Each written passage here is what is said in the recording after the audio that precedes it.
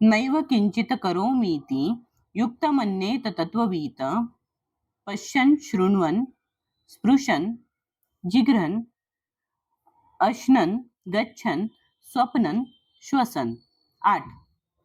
प्रलपन्वि सृजन् गृह्णन् उन्मिषन्निमिषन्नपि इंद्रियाणींद्रियार्थेषु वर्तन्त इति धारयन्. 9.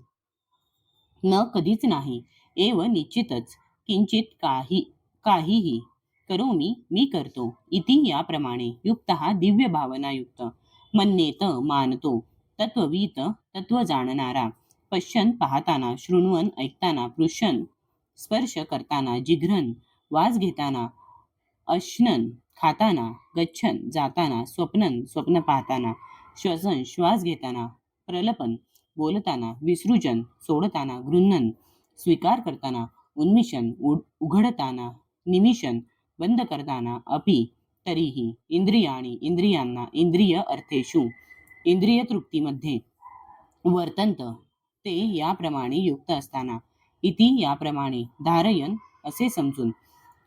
दिव्य भावनायुक्त मनुष्य जरी पाहत असला, ऐकत असला, स्पर्श करीत असला, वास घेत असला, खात असला, हालचाल करीत असला, झोपत असला आणि श्वसन करीत असला, तरी त्याला आपल्या ठाई नेहमी माहीत असते की वस्तुतः आपण काहीच करीत नाही. कारण बोलताना, उत्सर्जन करताना, स्वीकार करताना किंवा डोळ्यांची उघडझाप करताना तो नेहमी जाणतो की केवळ भौतिक इंद्रिये आपल्याला विषयांमध्ये संलग्न आहेत आणि तो स्वतः त्यांच्यापासून अलिप्त आहे.